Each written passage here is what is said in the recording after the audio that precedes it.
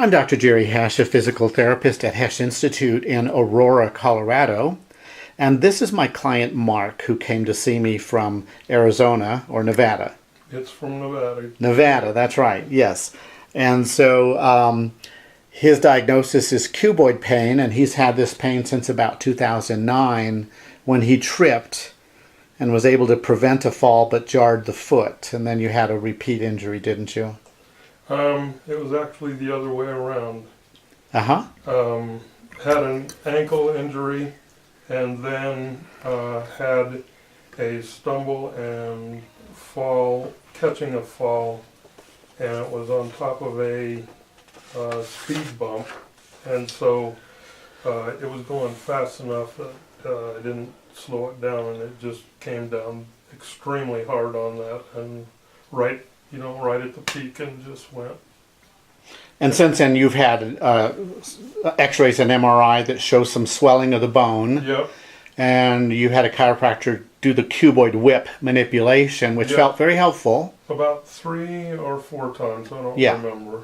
And it just didn't last. It didn't last, and he didn't want to hurt it anymore that way, because anyway, he had some qualms about doing it anymore. If it was going to do that, he didn't want to be hurting something that he didn't know anything about. And how does it affect you, this cuboid syndrome? Well, it completely changed my life. I can't sit in the stirrup of a horse for more than maybe an hour and a half or 2, and it just pain. I put up with it, but then I've just quit doing that because it's just not worth it. My hiking, I can't walk for days at a time anymore. As a matter of fact, probably couldn't do it for a day without hurting it enough that the next day I wouldn't want to be doing it. Yes.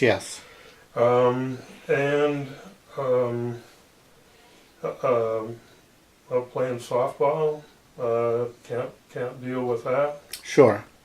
Any running, I haven't jogged, and haven't jogged in that long. I walk okay. I took a class in chi walking, and the chi walking really helped. Okay. It really did help. Alrighty. Because it's not as stressful to it down sure. there, apparently. Good. So I can walk mostly on flat stuff. If I have to walk on a trail that has rocks or cobble in it, I've got to be really careful. Sure. Even with that, the twisting and winding and that kind of stuff, sure. Which eventually really gets to it. If I cinch my boots up a little too tight, yes, man, it'll tell me in about 5 or 10 minutes. It'll just go. Do you feel like you're walking more on the outside of the foot? Yes, I do, and it wears out my shoe on that side. Alrighty. Well, I think what I'll do is show some of my findings in comparing both feet. And I noted that, adjust the camera. I'm the cameraman, so unfortunately my camera person is busy with the website.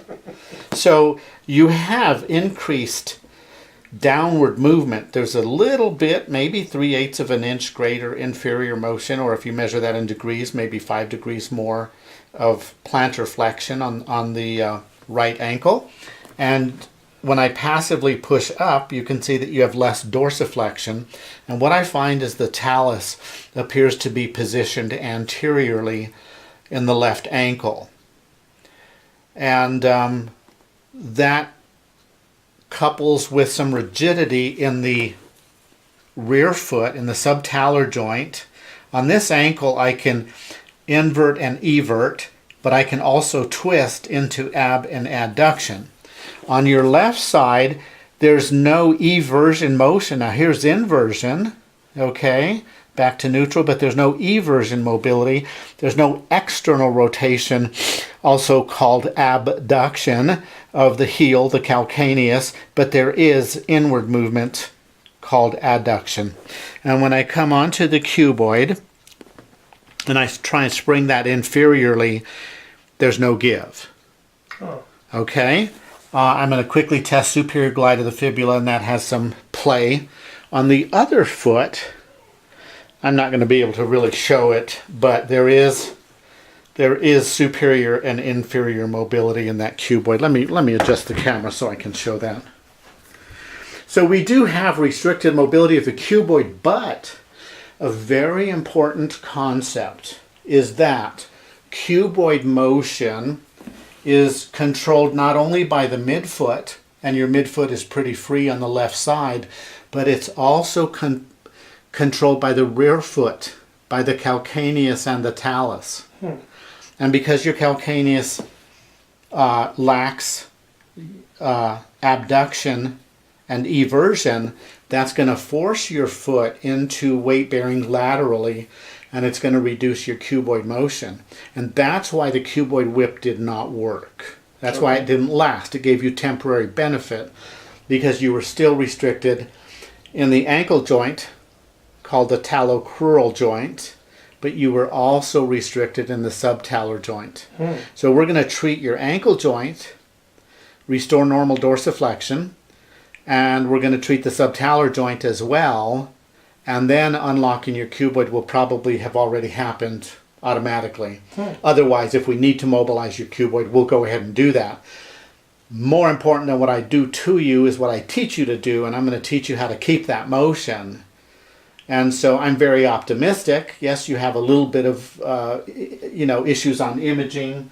The imaging report reads that you have some swelling in the bone, but evidence of the injury, but I still think that you can recover from this. Perfect. So I'm going to show, I got long-winded. I was supposed to show the cuboid mobility on this right ankle, and I'm on the cuboid and I can play. The joint has upward and downward play. Okay, you don't have this movement on the left side. Now I'm going to look at strength. Can you pull this foot up and out into my hand?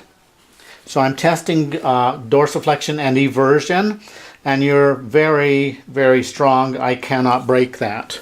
And now we're going to do the same test on your left. Let me rearrange my camera. And then we'll stop filming, and then I'll treat you, and then we'll come and we'll film the results. Okay?